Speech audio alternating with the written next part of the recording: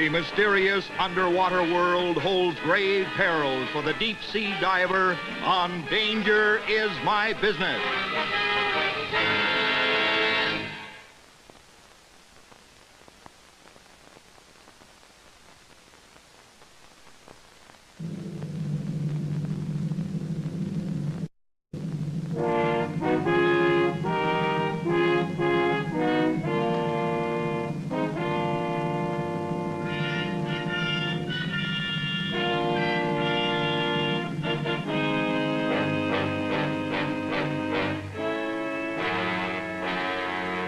When a salvage diver enters King Neptune's domain, he takes a calculated risk. He will either return safely, or he may become trapped below to slowly suffocate. Here to tell us more about this most hazardous of seafaring activities is an ex-diver himself, Colonel John D. Craig. Weighted with 200 pounds of lead in gear, the salvage diver walks on the bottom of the sea in an air bubble.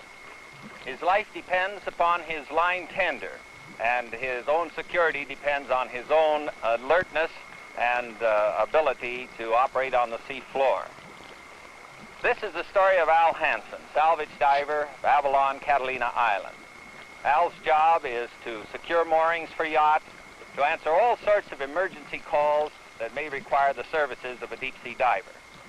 I'm glad for this opportunity to work with Al Hansen because he was a former abalone diver, and we both learned our initial diving in the hard school of experience.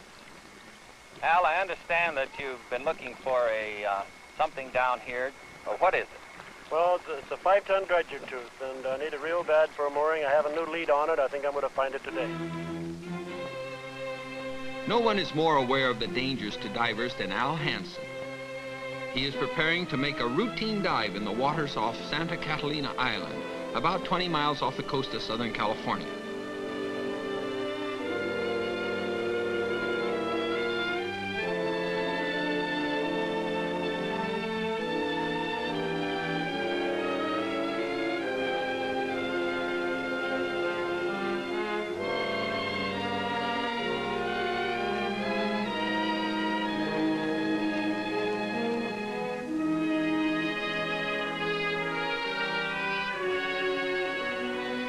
His wife, Norma, herself an expert hard hat diver, acts as his tender. An emergency air bottle is attached to his belt.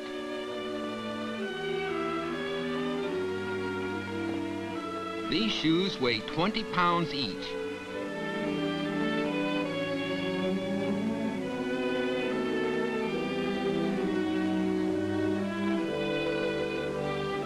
$40 more pounds are added to his breastplate.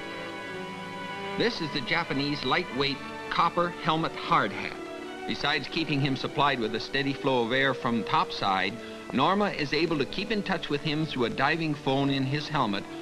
This method of entering the water is not recommended for the beginner, or for most divers for that matter, unless you're a veteran like Al Hansen.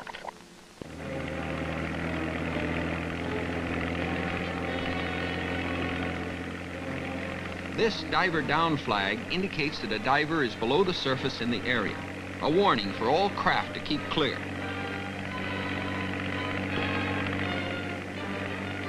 In spite of Norma's frantic efforts to warn him, the captain of this boat must be unaware of what the flag means. He cruises closer to hear what Norma is saying. Those whirling blades are like knives and cut through Al's airline like it were spaghetti.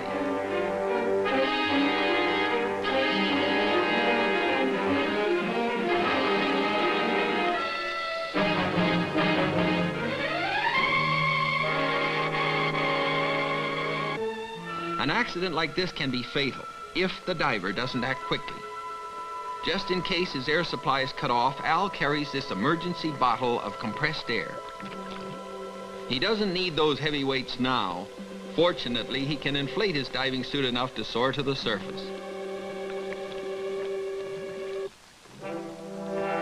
In this heavy, cumbersome gear, it is almost impossible for a diver to swim on the surface, so he is still not out of danger.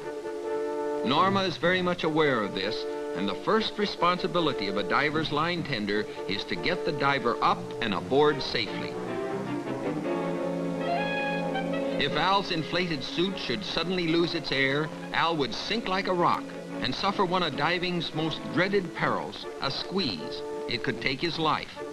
Without air in his suit, the pressure of water down deep in the sea would cause Al's entire body to be squeezed into the confines of the metal diving helmet. A horrible death to contemplate. No wonder Norma is quick to get him aboard.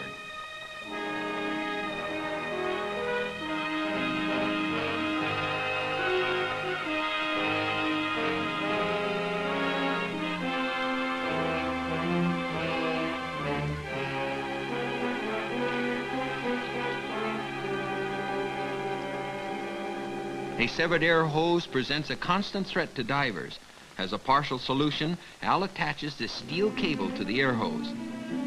In the future, he hopes it will act as an almost indestructible lifeline. A salvage diver's life has one thing in common with most other troubleshooters. He is subject to call at any time. When that telephone rings, it might announce anything from a fouled anchor to a serious disaster. This call is no great emergency. At least no life is in danger. A pleasure boat in the harbor has fouled its anchor in some wreckage. Al has been asked to free it. It's one of those nuts and bolts sort of jobs that brings Al his bread and butter. He cuts a familiar figure on the waterfront on his way to where his boats, the Genie and Can-Do, are moored. Everyone in the island knows Al Hansen and counts him as a friend.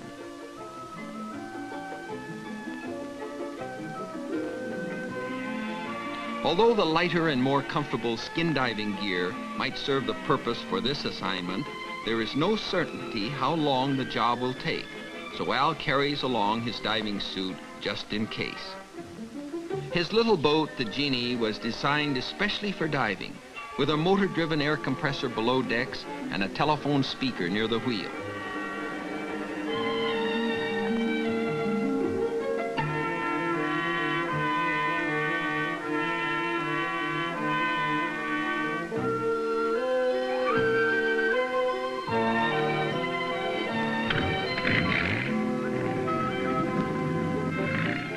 Al's nephew, Steve, sometimes helps with the chores aboard.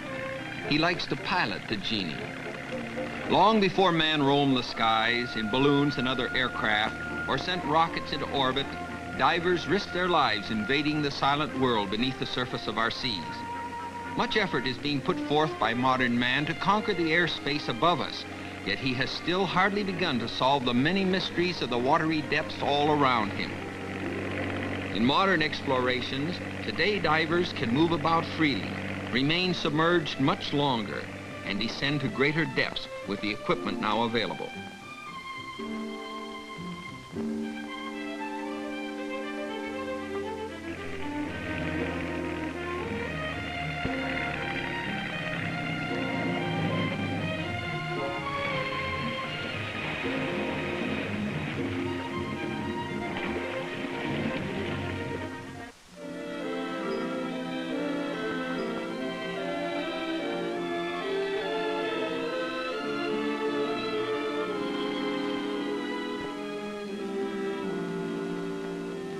Today's job calls for a descent of over 100 feet, which is an easy dive for Al under most conditions.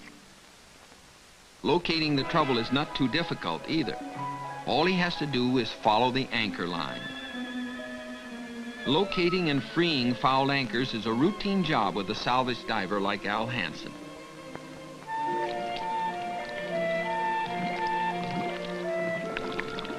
It's not easy to navigate along the ocean floor in the heavy diving gear, but Al is an old hand at maneuvering his way to the trouble.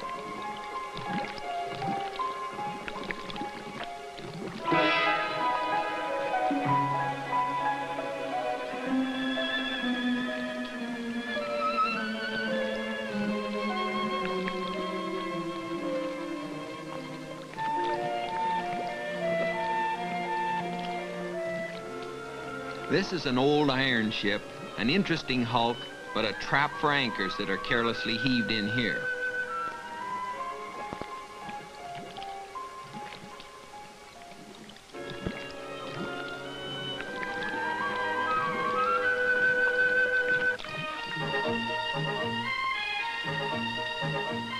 With the all-clear signal to the men on the distressed craft, the temporary interruption of their sea holiday is removed.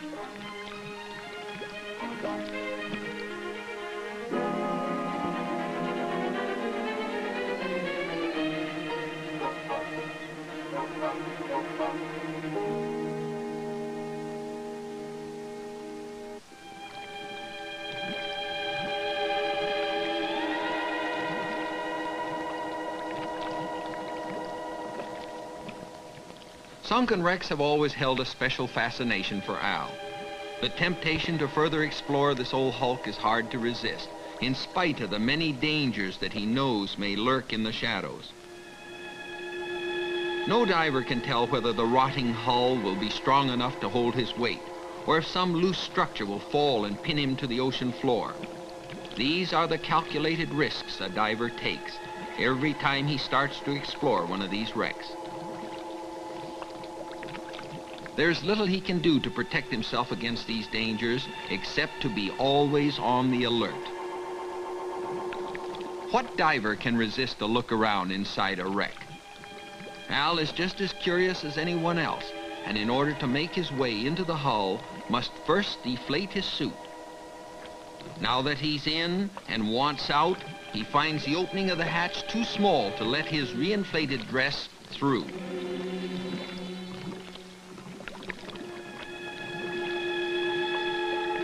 Norma is all for going below to lend a hand, but Al tells her to stand by while he sees what he can do to free himself.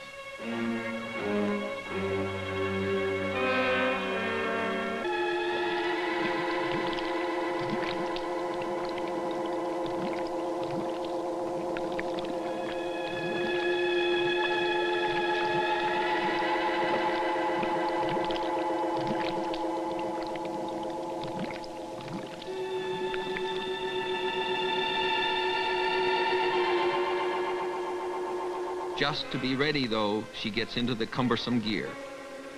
If he can't free himself or gets into a worse predicament, every second will count, and she must be ready to go down. They keep in constant touch with one another through the diving phones, and at a time like this, Norma blesses that phone.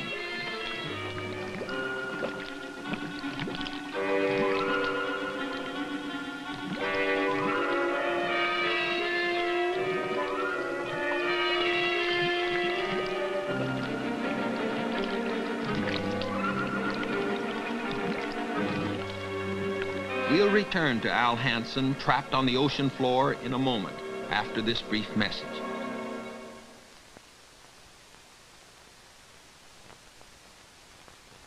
Al has been down a long time, however, and his body has adjusted to the pressure. His system is saturated with nitrogen. Now the hazard of getting the dreaded diver's bends must be considered. A sudden rise to the surface could bring fatal results.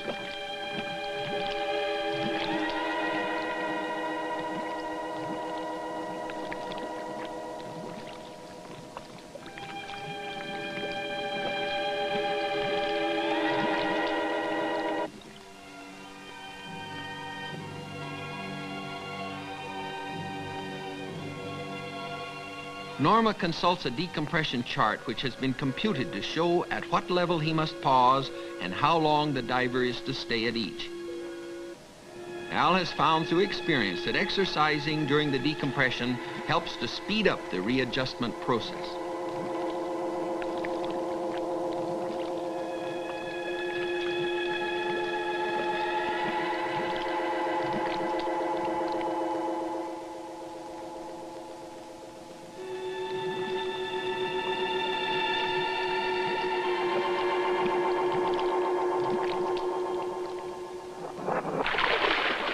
His narrow escape from danger is soon forgotten, and since Norma is already dressed to dive, she joins Al in a dive to cool off and to explore the wonders of the undersea world.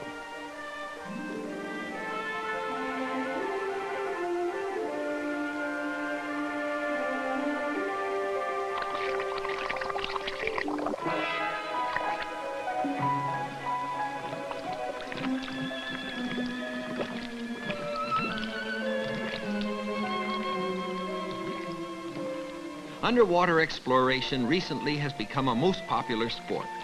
New species of fish and sea life are constantly being discovered, and the breathtaking coral formations in many parts of the sea have been the inspiration of many an artist. In this strange watery world, Al and Norma are among friends, feeding the fish who seem to accept them without fear. There are some tricks a diver can do undersea that are impossible topside, like, for instance, Norma's neat trick of walking upside down on the bottom of a boat. Norma shows us how it's done.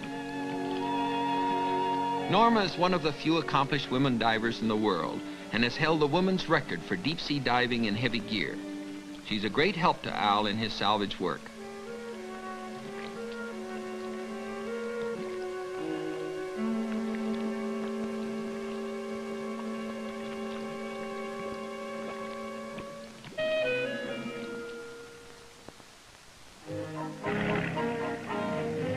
Salvage divers are subject to call to all parts of the 7 seas, wherever disaster strikes. Al may be called to dive into the freezing waters of the polar regions, or in a shark-infested sea where some luckless steamer has sunk. He is ready to leave at a moment's notice. His home in Catalina offers small jobs to keep him busy during off times. The harbor patrol brings news of a little chore over at one of the pleasure piers, and Al loses no time in getting to the job.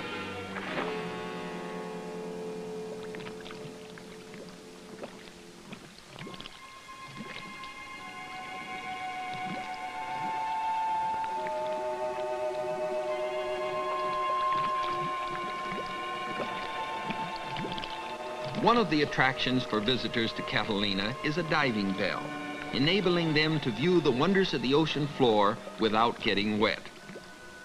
Al's job for today is to check the safety devices on this diving bell to see that they are working smoothly. Al is familiar with the machinery because he has serviced this gear all during the season. A little grease in the proper place and everything is in working order. No decompression is needed when riding this bell.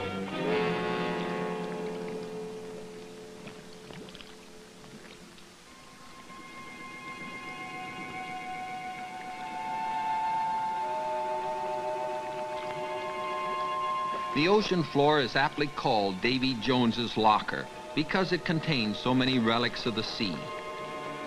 Al has often seen this chain half buried in the sand, and he knows it is attached to an abandoned dredger tooth.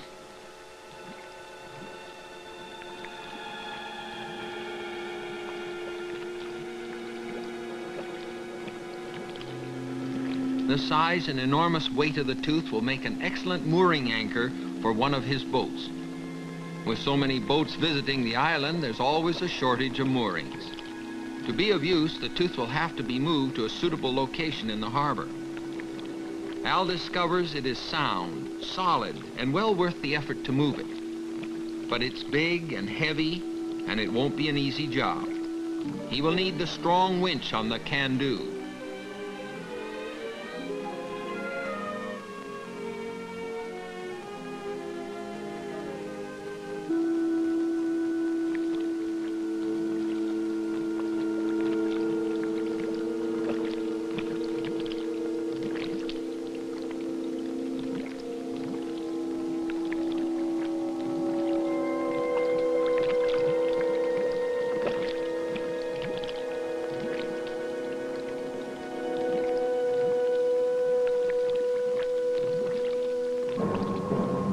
With the cable securely fastened, Al gives the signal to start taking in the slack. He's just hoping that winch and gear can handle this weight.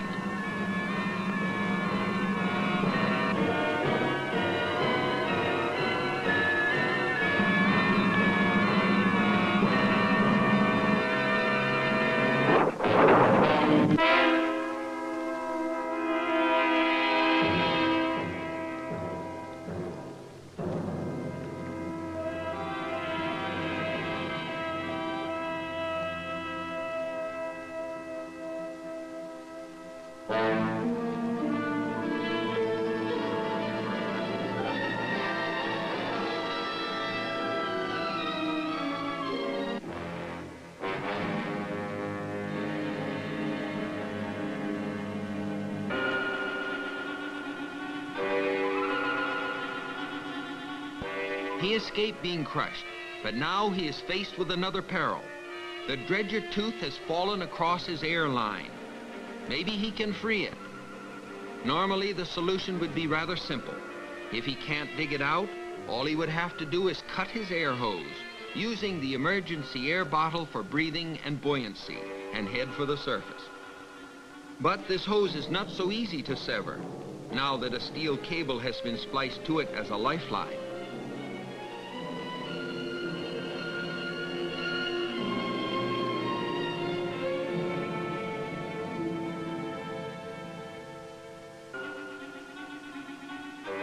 Al can't possibly free the hose, and there isn't enough time to rig another hitch with a stronger cable. Norma's frantic in her desire to help, but she is powerless. With his supply of air shut off, Al has less than 3 minutes in which to free himself.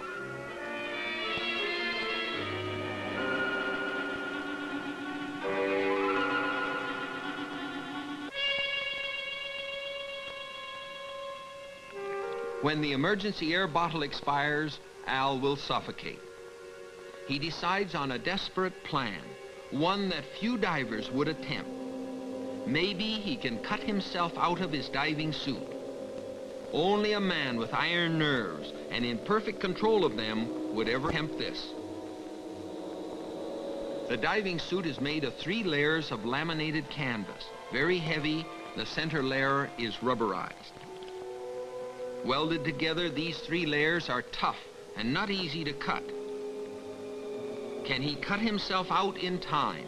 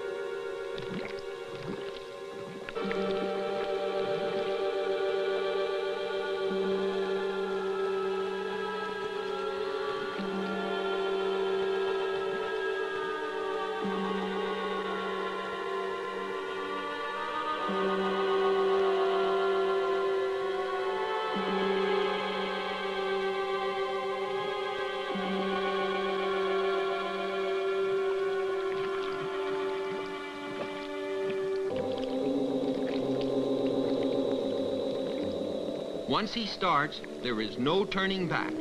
He must be extremely careful not to bend over or fall. If he floods his helmet, he will drown. You must feel Norma's anxiety on the surface as her Al races desperately against time. His air supply is rapidly being exhausted. It takes balance to keep the water level even in his helmet. Just one more cut, and he'll be free.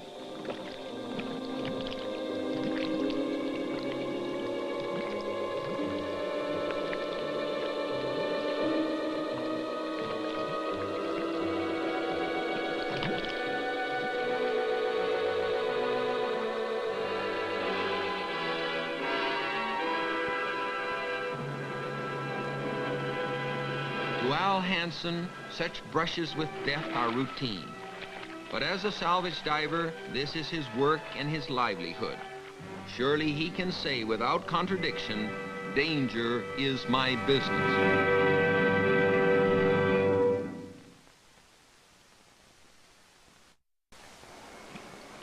Thank you, Al Hansen, for your courtesy and your assistance in making this picture possible. And I hope you'll join me again when I'll bring you another unusual adventure on Danger is My Business.